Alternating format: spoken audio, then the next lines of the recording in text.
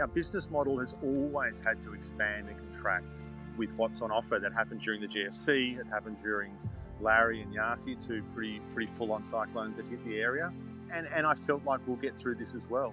It's just another hurdle that has its own set of solutions. And initially, the solutions were hard to find. This is the Deep in the Weeds podcast. I'm Anthony Huckstep. There are few industries that are built on a need to adapt and evolve like the hospitality sector.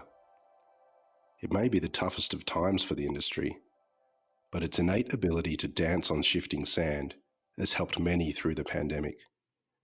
Many regional restaurants deal with huge peaks and troughs based on seasons and traveller habits, and have become akin to making hay while the sun shines. What has the pandemic been like for them?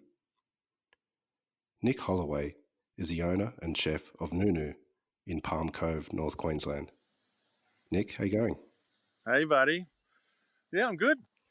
Sitting here looking out over the Coral Sea. It's a pretty calming experience, to be honest. Oh, that sounds pretty amazing. Well, what's it like up in North Queensland at the moment with borders being shut and restaurants open? How is it for you? Yeah, it's I imagine a very, very different experience to what some of my other brethren in the industry are experiencing. We've had almost business like usual, I would imagine, over the last few weeks, and as the weeks go by, more and more so, the sort of fear diminishes, and the sense of, I'd almost say, there's a sense of party in the air. It's very odd. What's this period of time been like? You're used to having peaks and troughs of business being in a sort of tourist destination. Can you take us through the last couple of months and what it's been like for you up there?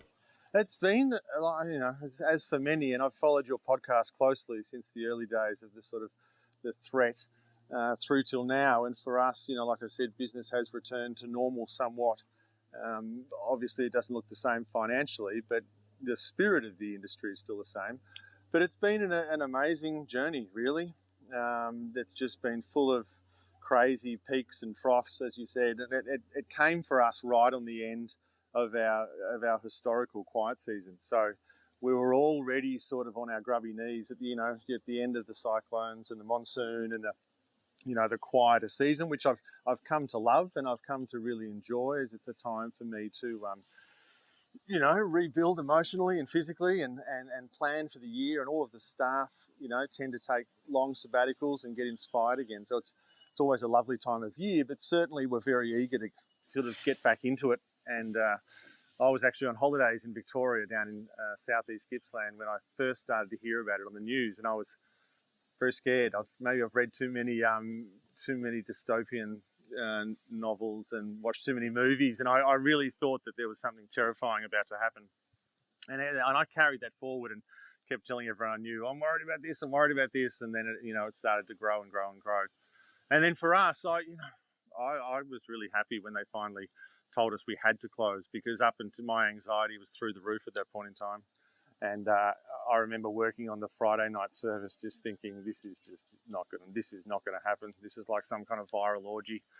At that time, the fear was all around surfaces and contact, and I just couldn't see how it would work. I just couldn't imagine it. We had dwindling customers, and we really needed our hand forced at that point in time. So I was extremely happy about it, for all that it was scary and foreign and new, and I was very rattled by it at the start. But I finally sort of found myself, I had to take a week off at home. So after we were told we had to close, and on the Monday morning I had to stand down all of my staff, because we honestly had no idea what the future looked like. And at the end of, whilst we do have savings, at the end of the summer, we're not exactly, flush. And so it was horrible. I cried all day. Sat in an empty restaurant by myself and wondered what the future looked like. You've had the restaurant for a long time. What was it like in that period? Did you have concerns about the future of the restaurant? Yeah, absolutely. But then I also I never had concerns about the future of what I do as a person. I feel like this has been a very canonizing experience for a lot of people. And for some for some, it's the realisation that they don't want to be doing what they're doing. And for some of us, it's been incredibly liberating in many ways, because this is exactly what I want to do. And I, it's a well-worn trope, but I really do believe the greatest adversity provides the greatest opportunity. And I think that there is always going to be a demand for the craft that we offer. And whilst, sorry, I get all shaken up talking about this stuff. Whilst, there's this thing that's trying to divide us, the very craft that we're all so invested in is exactly what brings people together. And I really noticed that early on. We've got an ice cream shop, and people still want joy. They still want something to do. You can't remove joy. So the business, the ice cream shop sort of poked along and kind of became the battleground for us to keep just finding things to do. It's just crazy at the start. I mean, much like the rest of Australia, we became, whilst we baked already, I baked with a vengeance. I made bread for just about anyone who'd might text me, and I would deliver it to their house. And then, wow, when we were told we could do, we made cakes, we made sandwiches. I mean, I don't differentiate between toast and degustation. I think it's all the same. It's all the same craft. So, and then my wife said, right, we're going to do takeout. But she had this idea, rather than just roll out Nunu each weekend, we'd do Nunu night in. And that concept was really, really, she had a fantastic vision, really, because it gave us the opportunity to visit a different country every weekend. And so we did it for 12 weeks every week, where we started to bring the team back in. We'd talk to everyone all week during social media, and it really brought the community together, because when they looked at dining options, rather than just say, well, we can get pizza, we can get Thai takeaway, or we can get Nunu, every weekend Nunu was different. So we started to build this fantastic network of people that were traditionally our patrons anyway, but you could tell that there was this sense of community. There was this sense of belonging to something, like a club, and everyone was so excited about what we were going to do the following weekend, and would contribute their ideas, and then we'd start doing the delivery service, and we did it all. We didn't do any pickup at all. Did all home delivery, and it's a testament, or I suppose credit, to the sort of community you build as to how your staff and how the populace responds to it. I mean, my SOM, Miles Brown, who's been with me for 14 years or something, he was one of our head drivers and taking people cocktails and wine, and my kids would ride in the car with my wife or my business partner, and they'd all run food in, and it became a really lovely and heartwarming experience, to be honest. You mentioned how much you've realised that you love your craft. Were there challenges for you as a chef changing cuisines every week during that time? No, there was. I found that just really, really exciting. And, like I said, I think that there is almost the silver lining is that rebirthing, that sense that, I remember reading a Scott Pickett article really early on, and I think it was in the Australian, about you have to really ask yourself, is this what you want to do? And I've never given a toss about rolling up my sleeves and just leaning into something. There's times to lean in, and there's times to lean out, and the good times pass just as quickly as the bad times, and I found it really exciting. And perhaps, not that I had grown a long way away from my customer base, but we were getting increasingly bigger. And, just to get back to that hand-to-hand combat, that really being an essential restaurant and meaning something to Cairns. I mean, I've always considered Nunu a Palm Cove and Cairns restaurant. And whilst we have been very well looked after by the Eastern Seaboard, the truth is we're a place that is about a location, and always have been. And that's why I felt so head over heels in love with this place when I moved here so long ago. And I thought I was going to be here for 3 years, and I've ended up, I'll be here forever. If we just put down roots, it's intoxicating. It's everything. I just love it. Yeah, you mentioned how intoxicating the location is, and you briefly touched on cyclones and monsoons. Not many restaurateurs deal with that sort of thing. What's it like in that season? How do you cope with that? Well, again, I think that's why I feel like we were so uniquely positioned to handle this crisis. I mean, whilst this is unprecedented, that goes without saying, but we have faced many of these things before, and we do so in a seasonal fashion. Every year we have to tighten our belts as people, don't like to travel as much when it's so hot and steamy and stormy and just delicious. And I actually love that time of year. It's my favourite. And we are a lot quieter.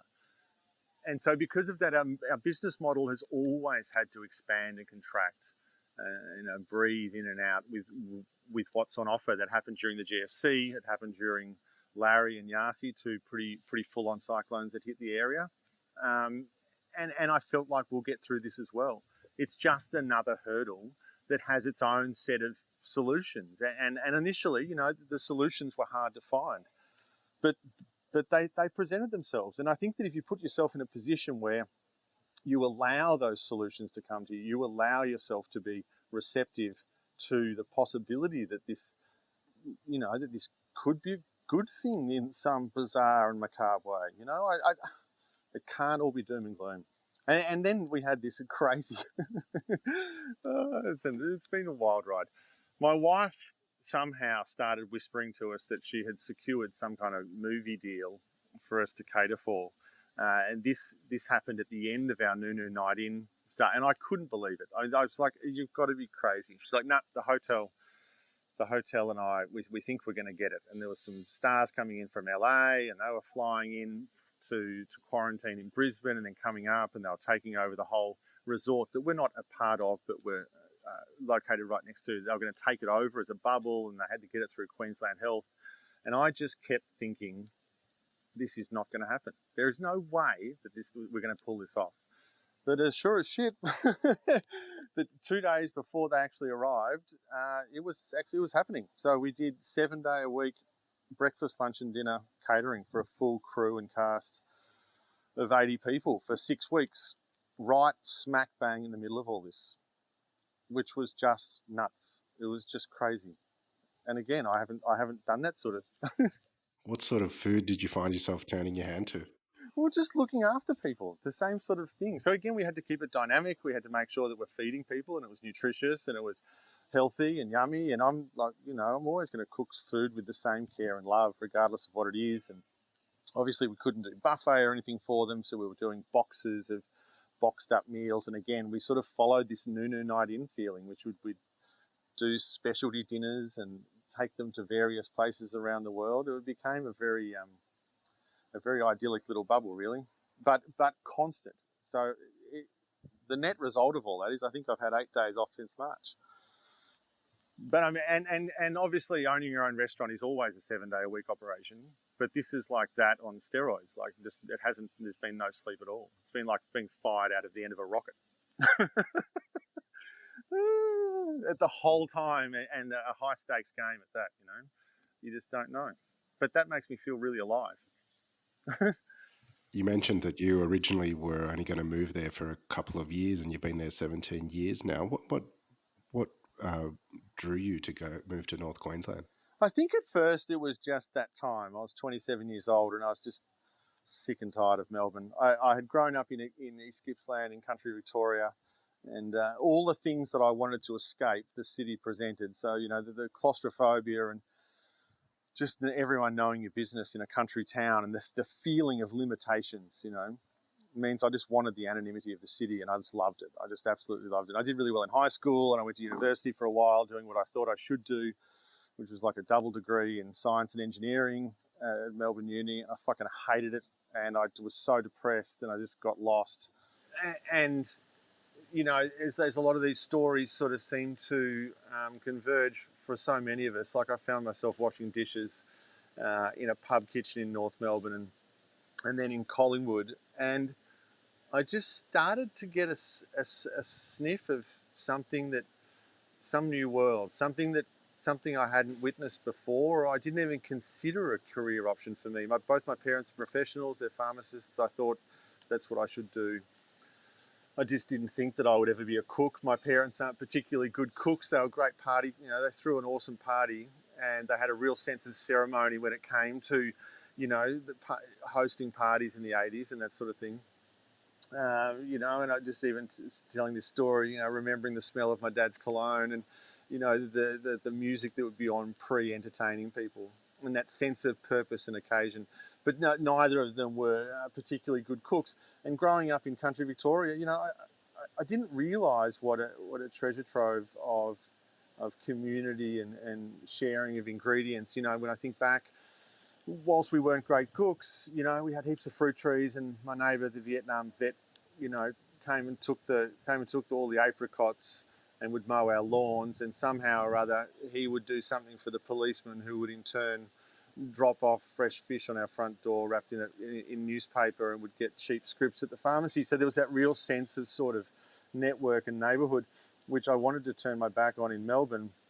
And then once I kind of decided, hey, maybe I'll give this cooking thing a go. My wife, for her 21st, her parents took us to Jacques Ramond, and I had never been to a fancy restaurant like that. Like, we'd gone for our midweek Mexican in Lakes Entrance, but I'd never been anywhere flash.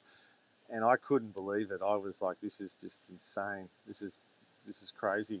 And so we both put ourselves through cooking school, and from there I got a job in a real kitchen. And you know, it's that classic story of when you know what you want to do as opposed to doing what you think you should do, it just becomes effortless. And that blurry line between work and play and interest and all of your endeavours sort of coalesce into this thing you do, you know. And all of a sudden I turn around and I've been doing it for 25 years. But I fell so incredibly in love with cooking, and I thought that it was just everything. It completely fulfilled my entire life in every single way. And so I moved through the ranks pretty quickly, you know, and I just kept putting my hands up for things and kept trying new challenges. And but again, it kind of lost a little bit of its shine living in the city. Maybe it was all the, I don't know, it felt like a lack of authenticity, even though we're in the best restaurants, you know. And we ended up here on a whim. But what became immediately evident, it was like I was back where I started. and those relationships were real again. They were tangible, and there was a sort of sense. There's a sense of authenticity. And I think, you know, just sort of bring this full circle to the COVID conversation. We've always prided ourselves. I don't know, local, regional, all that. Everyone is so hell bent on waxing lyrical about this shit, but the reality is that was always what our restaurant was about. It was always about being very, very regionally specific and telling the story of where we lived, because I'm very proud of where we're from here in far North Queensland. It's so unique and so different to the rest of Australia. And it really is a sense of enchantment and wonder when people get here, you know. I know during this time you've done multiple sort of cuisines and all sorts of interesting things, but tell us about Nunu and about the ingredients of that region, because it is so different, as you say. What are you doing there? Well, everything all the time, it would seem. You know, I think the spirit of Nunu was always luxury. When we first opened up, you know, as a 27-year-old, luxury for me was probably a pair of snakeskin trousers. But you know, luxury now is still the cornerstone of the Nunu brand. But luxury now is really about having something to say and telling the story of a place and having the time to do that, you know, and having real and tangible relationships. Not just with my staff or my team or my family and friends, but with my customers. And you know, I thought it was all cooking was the reason I did this, but it's not. The reason I do this is people. You know, I just love people. I love the stories that get told every day in the dining room. And so, what are the special ingredients? Well, the special ingredients are those that present themselves each week, as you know, as the tropics just wash up and, you know, wash over us. So there's always exciting things, and so, you know, what was luxury in the city, you know, in the late 90s and early 2000s, which was truffles and whatever else could have been flown in from anywhere. It's not as luxurious to me. Like, if I think of a true luxury product here, occasionally I get small parcels of rice, or I could tell you another story about sago. So, you know, getting real sago from the islanders, and to mash the trunk of a sago palm and then collect the residue and then have it dry out in the sun, and then that's a beautiful starch and thickening agent, and then to use that simmered with fresh coconut cream and palm sugar or rice. So, you know, one of my good friends, Ricky, who supplies a large amount of fruit and vegetables for the restaurant, is from Laos, or traditionally from Laos, and they grow a small amount of rice for the family. And as hopelessly romantic as it sounds, you know, they hand thresh the rice, and it's all broken up, and they drag it out into the sun each day to dry it, and then drag it back into the shed. And there's this for me, that's luxury. Like the luxury is the fact that someone gives a shit that much, and I can't buy quantities of it off him. I just get a small amount that are excess to the family's needs, and if I can then, you know, coerce that little bit of rice into something special for my customers, they get to share in that storytelling, and everyone is part of this network of ideas and love, and that's what I'm about. That's the stuff that I believe the most in.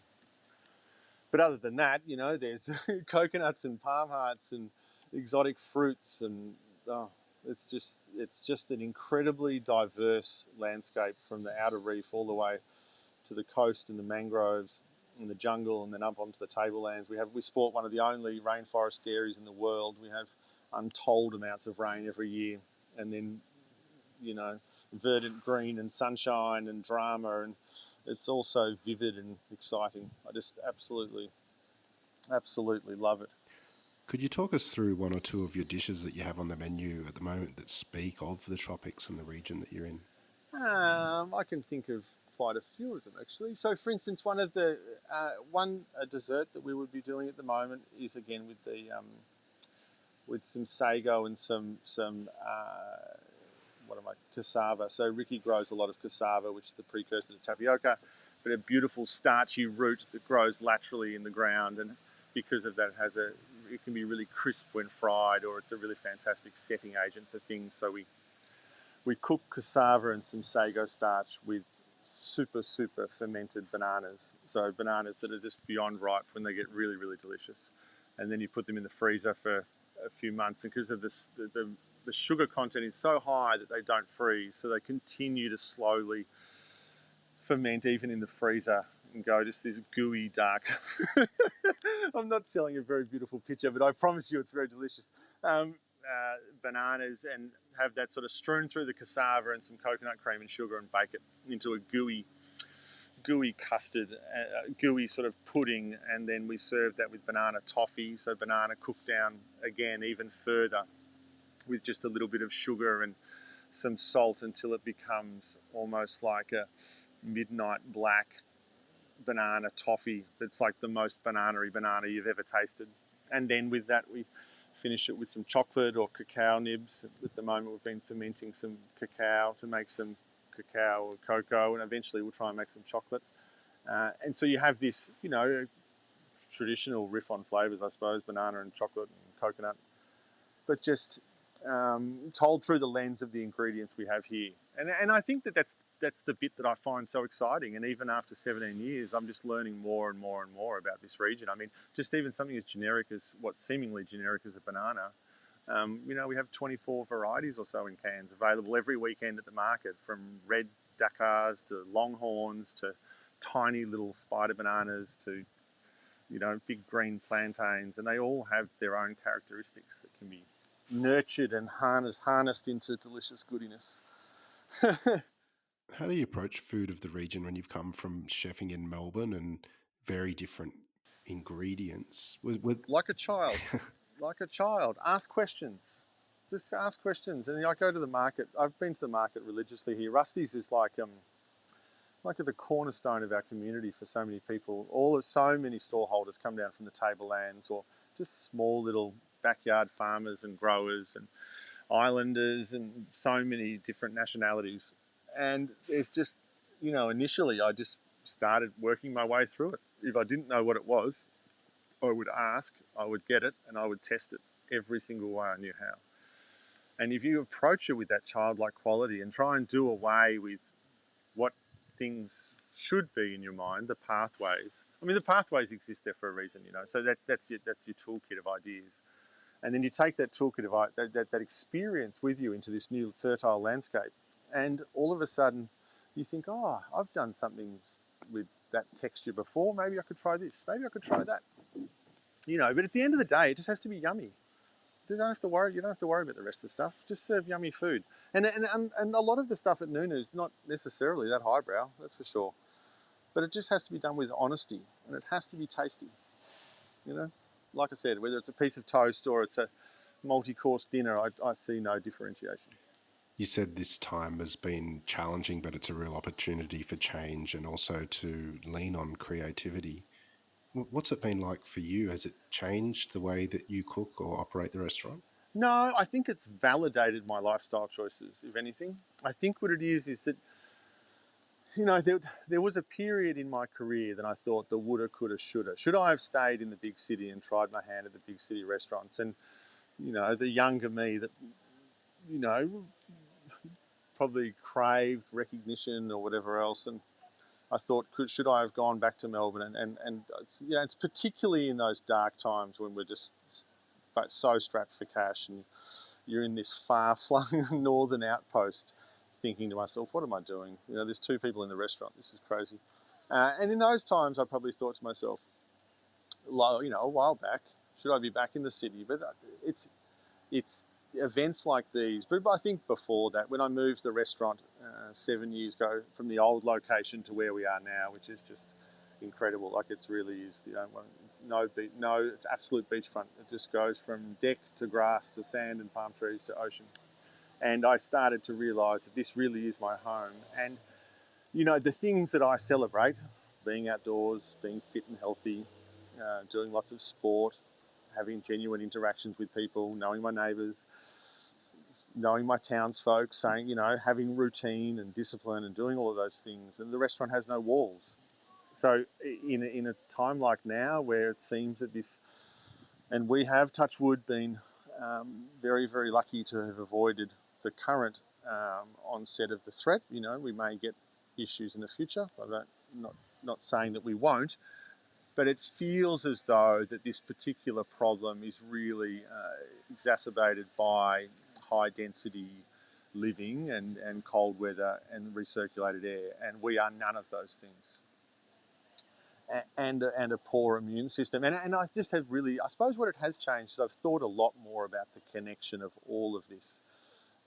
It's far more dynamic than just food or just people. It's health, mental health, community health, nutritional health, and it's a very nuanced and complex understanding of what's going on. The health of the restaurant, the financial health of the restaurant, all of these things are so intrinsically connected. You're in a region that is notorious for a lot of tourism. When the borders open up and there's people coming in, how do you feel about that? The restaurant, to a degree, is reliant on that, but how do you feel about having people in and the possible chance of the virus coming? Yeah, I am nervous. It's very difficult. I've wrangled with this for some time. I really don't know the solution. There's part of me that just the intellectual part of me that says that this is a global concern and it should be a national problem with a national solution. But we're a really big country, and we do have different needs across the whole country and different circumstances, and I don't support the borders being closed. I think that I've been lucky in some ways, but we're still incredibly financially hindered by what's going on. I mean, I halved my revenue. Half of my business is events and catering and weddings, and it's a symbiotic relationship. I can't have one without the other. If I was just a restaurant, I would have gone under a long, long time ago. But because I've got bricks and mortar, and then because I can do events, I can do the events. I only have access to so many corporate gigs and events because I have the restaurant, and I only have the restaurant because without the revenue stream of catering, I wouldn't be able to do what I do.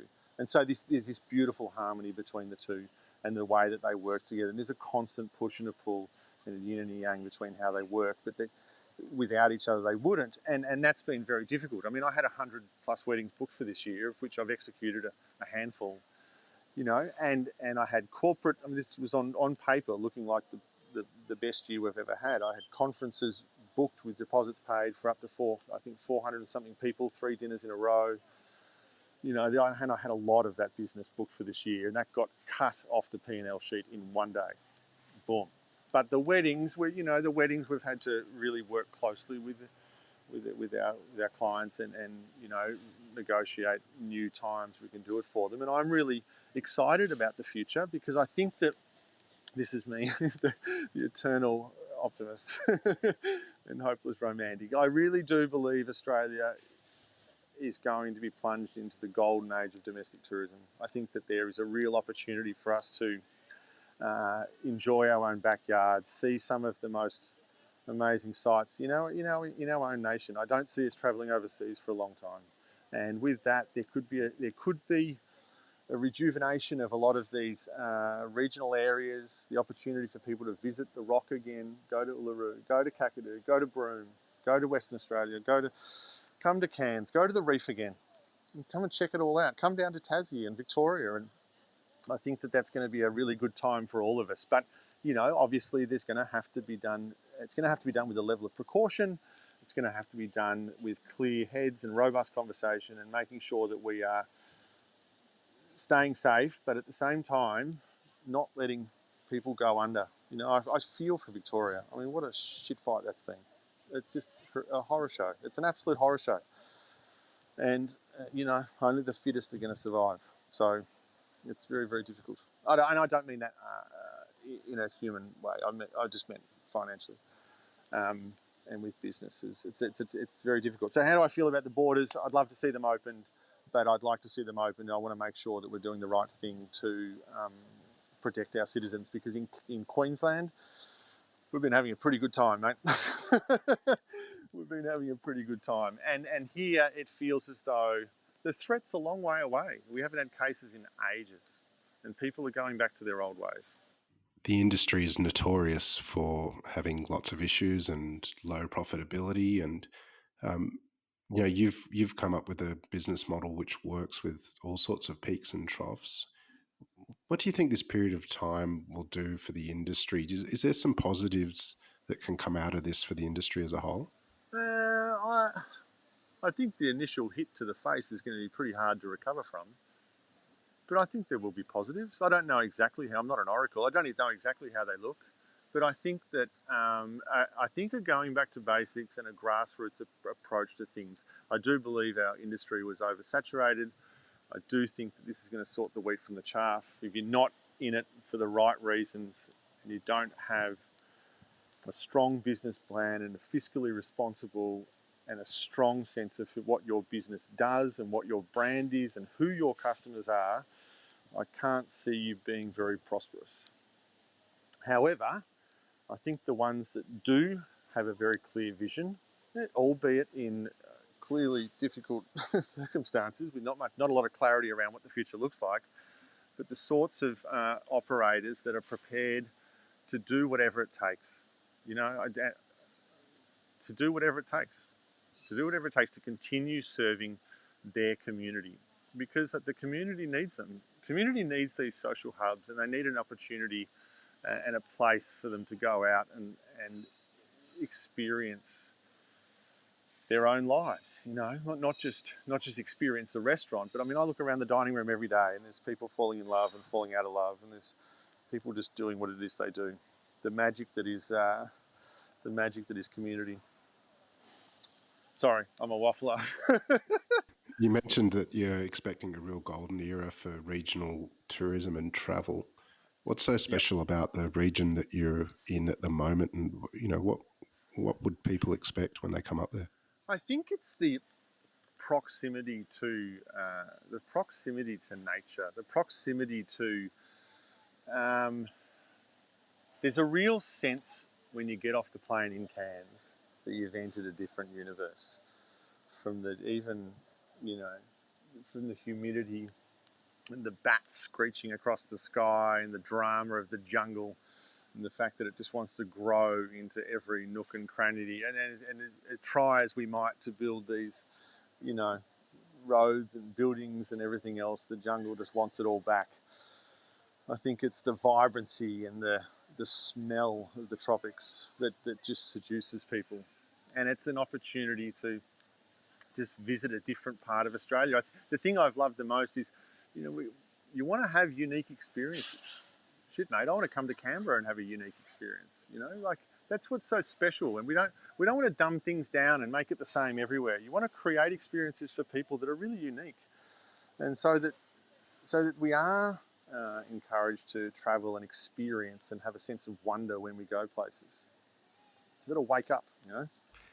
Well, Nick, You're a bloody inspiration, mate, and you tell a great yarn. We've loved having you on Deep in the Weeds today. Please keep in touch, and we'll talk again soon. Oh, it's my absolute pleasure, mate. It's been a blast. This is the Deep in the Weeds podcast. I'm Anthony Huckstep. Stay tuned as we share the stories of Australia's hospo community, suppliers and producers in search of hope during this pandemic. Special thanks to executive producer Rob Locke for making this all happen. Follow us on Instagram at Deep in the Weeds Podcast, or email us at podcast@deepintheweeds.com.au. Stay safe and be well.